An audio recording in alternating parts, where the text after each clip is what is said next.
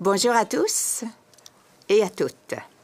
Je m'appelle Denise Amio. Je suis présidente directrice générale de Collège et Institut Canada et je suis ravie de vous présenter les résultats d'une toute nouvelle étude sur les perceptions des Canadiens et des Canadiennes à l'égard des études postsecondaires, du recyclage professionnel et de la formation continue. I'm pleased to be here on behalf of Canada's colleges and institutes to share a brand new study on the perceptions of post-secondary education, retraining, and lifelong learning. I'm also very happy to be joined by members of our board of directors, including our chair, Michel Tarcot, president of the Justice Institute of British Columbia, Dan Patterson from Niagara College in Ontario, and Mark Frisson from Assiniboine College in Manitoba. Canada's rapidly changing labor market creates both opportunities and challenges that force us to reflect on the future of work and learning. This is top of mind for educators, learners, governments, and employers. For post-secondary institutions, this raises many important questions about how best to support Canadians coming to us at all stages of their lives. Developing flexible and diversified learning options is critical, but we also recognize that concerted efforts are needed that include governments and employers. C'est pourquoi nous voulions en apprendre davantage sur la perception des Canadiens et des Canadiennes à l'égard des établissements postsecondaires et de leur capacité à répondre aux défis actuels en matière de formation. Nous sommes reconnaissants qu'ECOS ait pu nous aider à mieux comprendre les enjeux grâce à un sondage d'opinion auprès des Canadiens et des Canadiennes. The survey revealed that 98% of Canadians believe that access to lifelong learning at all ages is important. This is incredibly telling and shows us that Canadians not only value education, but realize that people increasingly need access to retraining throughout their careers in order to keep up with disruptive technologies and a rapidly changing labor market. The poll also provides valuable insights into what kind of training opportunities Canadians are looking for. Près de 90% des répondants ont affirmé qu'une bonne éducation en est une qui permet d'accéder à des expériences d'apprentissage pratiques et 87% estiment que l'éducation postsecondaire doit aider les gens à trouver et garder un bon emploi. Par ailleurs, 87% des répondants pensent que les entreprises devraient collaborer avec les établissements postsecondaires pour assurer que les étudiants et étudiantes développent les compétences qui seront requises au travail, ce qui est déjà pratique courante dans les collèges et les instituts. Canadians' preferences when it comes to accessing training are very interesting. On average, 64% of Canadians say they prefer accessing training in a classroom, but this goes up to 78% among those aged 18 to 34. Meanwhile, respondents in the prime retraining demographic, meaning those between age 35 to 54, are slightly less likely than the national average to prefer accessing training in a classroom at a post-secondary institution. We also see split preferences when it comes to online learning and the use of reading, video, or pre-recorded resources. This tells us that post-secondary institutions need to remain flexible, especially as they serve an increasingly diverse student population, including displaced workers or those seeking to keep up with changes in their industry. On constate aussi que plusieurs barrières à l'éducation continuent à inquiéter beaucoup de Canadiens et Canadiennes. Cela démontre que nos établissements, mais aussi les gouvernements et les employeurs doivent en faire plus pour appuyer la formation. C'est d'autant plus important si l'on veut rendre la formation continue et la mise à niveau plus courante. 63% des répondants ont ainsi indiqué que le coût des frais de scolarité ainsi que les dépenses quotidiennes lorsqu'ils étaient en formation représentaient encore un obstacle important.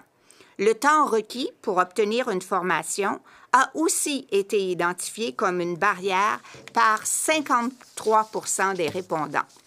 Recent federal investments in programs such as the Canada Training Credit and the Employment Insurance Training Support Benefit, as well as the funding for work-integrated learning through the Student Work Placement Program are all welcome support in this regard. But we need to do more.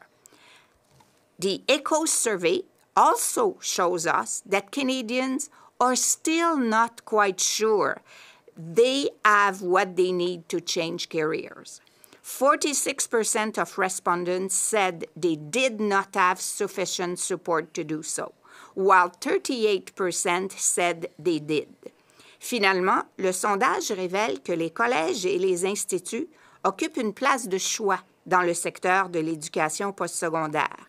91% des répondants estiment qu'ils transmettent aux étudiantes et aux étudiants les compétences techniques dont ils auront besoin au travail. En plus, 88% estiment que les collèges et les instituts ont un impact positif dans leur communauté. Les collèges et instituts sont d'ailleurs le premier choix des Canadiens et des Canadiennes qui souhaitent accéder à des programmes de formation continue ou des mises à niveau. Overall, these statistics are very encouraging. They show us that Canadians are confident that our post-secondary system will equip them for success in the workplace. They believe in lifelong learning and see the value of programs that provide hands-on experience that help learners prepare for a career. This is exactly what defines the work of colleges and institutes across the country. So, given that 95% of Canadians and 86% of Indigenous people live within 50 kilometers of their local college or institute, their ability to meet the needs of both learners and employers will remain essential to Canada's future. On that, I thank you for being here this morning, and the board members and I will be pleased to answer your questions. Thank you. Merci. Good morning. I think the message is very clear. Investing in post-secondary education is an investment in the future. And when it comes to colleges, our nimbleness, our flexibility really feeds into the research that we're getting here, that more and more perpetual learning, lifelong learning are important to Canadians. And with the locations, as our president of Colleges and Institutes Canada has pointed out, we're in all parts of the country ready to respond to the needs. I think from the employer community, what is really important that more and more colleges are coming together to respond to the needs of employers through applied research, through matching customized programs to meet the needs of employers. We're hearing very strongly that the skills shortage continues to be a challenge in a robust economy. So again, the colleges stand by to respond to those needs. So with respect to students, I think more and more students are seeing the value of work-integrated learning, combining practical hands-on with theory. So in the case of Niagara College, where I'm from, our wine program, our brewmasters program, and our commercial cannabis production program are, I think, are three examples where we listened to the marketplace, we worked with employers, and we designed appropriate programs to support the industry. Because at the end of the day, it's about how do we equip a highly skilled workforce to ensure our economy is strong and our productivity is strong. So thank you again again, it's a pleasure to be here and to use this data to send important messages out there to the communities. Thank you. I would say, thank you for the question. Very important for colleges and institutes Canada, or all of our institutions across Canada. We recognize that population growth across the country is declining, and there's definitely a need to bring in new Canadians, new immigrants to fill the labor market gap. So I know from British Columbia, our policy directions have been to look at recruitment in hopes of retaining students for longer periods of time, that they would be eligible for PR status, as an example. And so Global Affairs is leading the pack with student work visas. If you're enrolled in a one-year program, you're eligible for a 1 week or 1 year student work visa. If it's a 2-year program, 2-year student work visa. So I think across the country, it's fair to say international education is a key component addressing many issues that we're faced with. I would just like to also comment, if I could, in terms of the report. One of the key things I believe, if I think from a national perspective, is the whole issue around the call to action from Truth and Reconciliation Commission report. And so every province is tackling that in different ways. And it's key in terms of British Columbia as we address creating safe spaces for Indigenous populations to come to post-secondary institutions, so that not only can we recruit them, retain them, but ensure their success and making a contribution to the labor market force. Yeah, so I mean, what I can comment on is that from a British Columbia perspective, and I trust it's true across the country, that international students are not able to be subsidized in any way by any of the grants that institutions receive, so it would be fee for service.